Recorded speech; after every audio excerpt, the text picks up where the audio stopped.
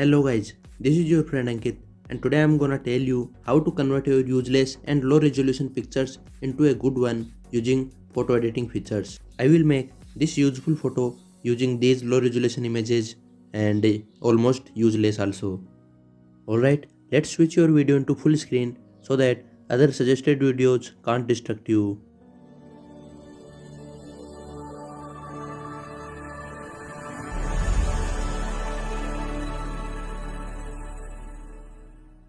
Okay guys, I already imported this photo into Photoshop CC and first of all I am going to remove noise grain and try to focus it properly so that it can be easily approved on any stock photography website. So to prevent from focusing issue, I am going to resize this photo and obviously I will reduce its size little bit. Let's zoom it 100% before that. See friends, it's not clear. It is little bit blurry, so I am going to resize it and I will reduce its size. I will do it 5500 and press OK. Now again have a look guys. This is much better than the previous one. The second tool I am going to use is surface blur. It is very useful to reduce the noise reduction in any photo. So radius 3 and the threshold is 5. It works in most of the cases. Now I will make the selection. I will take the photo which I actually need and the background will be removed properly. So to perform this task, I am going to use the best selection tool. Yes, right, the pen tool. For that, press P in your keyboard. After selecting the pen tool, start making the path by adding new anchors one by one. So I will start from here. Thus, make the selection very carefully so that any part of background couldn't come inside our foreground or the photo which we need. Another useful tip is that if you are adding new anchor in your path, then please don't only click on that place. It causes the sharp points in your selection or non-slope points. So to prevent from this, click on that particular place and hold down the click button. Then move your mouse little bit so that the point can be in rounded curve shape.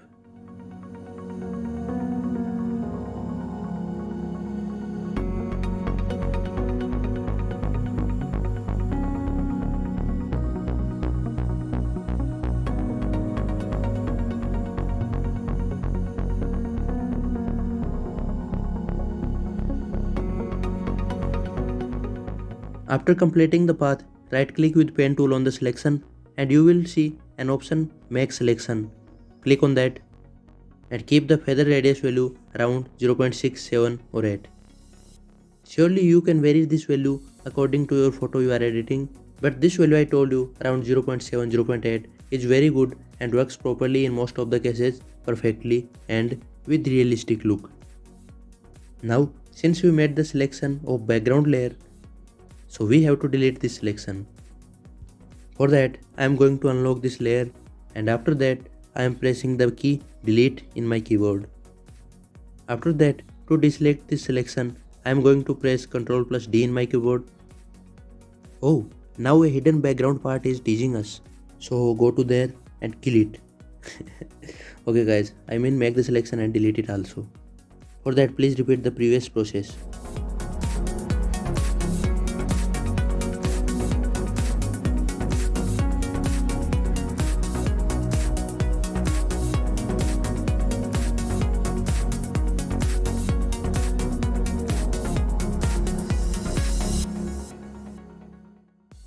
Okay guys, now we have the layer which we actually need and all the background layers are deleted. Okay, now I need a good and attractive suitable photo to add as a background in this photo.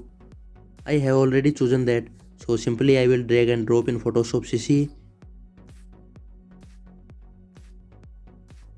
Resize to fill and then press enter.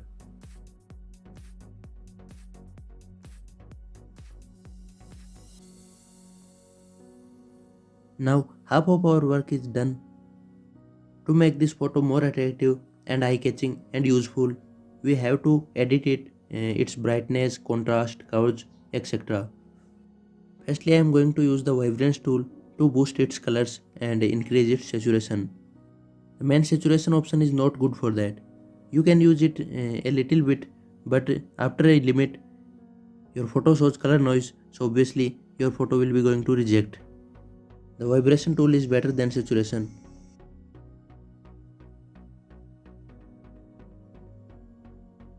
After increasing the saturations, I am going to play with the curves tool. Adjust it properly so that your photo can be good looking.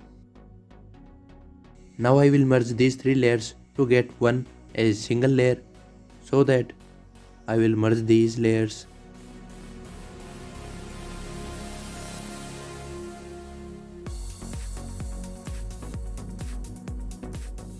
Our background photo was of low resolution and is probably very useless, so I am going to use it with blur effect. So our useless photo will also be used, and the overall photo means the final result will also be look like a professional shot.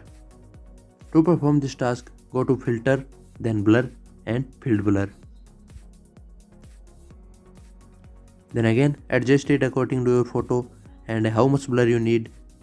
You can set this according to that. Then press OK and wait to complete the process.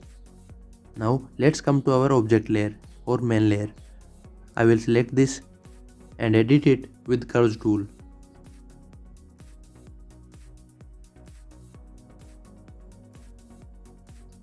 Now see guys, this layer is on top and it will affect all the photos, all the layers which are below it. And what I actually need, this should affect only our top layer or object layer. So it is also possible. Press and hold the Alt key and click on below layer when this sign appears. Now see this arrow here. It means it is affecting the only its below layer.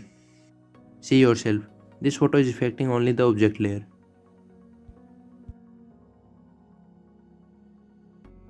So okay, after setting the correct value, I am going to merge these layers also.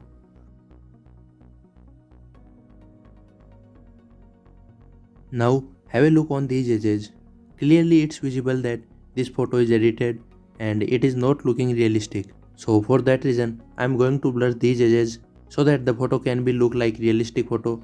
So for that, select blur tool and blur it manually on the edges. So I am going to blur its inner edges also. Now the thing left is that we have to show the sun rays or sun effect into the background.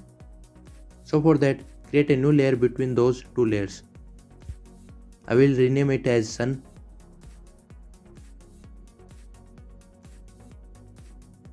Then select the gradient tool. Select the second one among those options so that the gradient can be transparent one side and colorful another side. Then select the appropriate color. Select the yellowish orange color and then press OK. Change almost the same color another side also.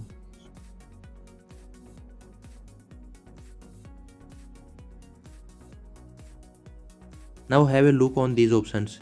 First one is linear gradient, second one is radial gradient, and we need this one. So I will select radial gradient. So now click and hold in this corner and stretch it. Okay, it's not better. I am going back by pressing Alt plus Z. Then again I will draw it. Guys, do it yourself. Keep making experiments. The more experiments you will make, the more knowledge you will gain. So don't stop learning, keep making good photos and also subscribe our channel. So this time this is okay I think. To make this more okay, I will change its blending options and I will choose linear dodge add. You can also transform this layer by pressing Ctrl plus T and resize it according to your photo. So I am going to scale it up. Okay, now this is looking quite enough good. Thus we render the light effect and we need also the rays effect, or you can say the lens flare. So to perform this task, I am going to filter, then render lens flare. So please choose your options, appropriate option according to your photo. and you can also change its intensity by moving the slider right and left.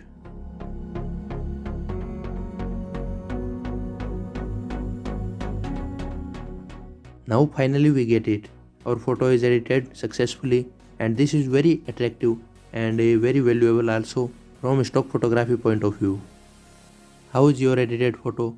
Please comment below, like this video and subscribe our channel to inspire me for creating more videos like this. If you have any question or any suggestion about our channel or about our videos, then please go for it, comment it below.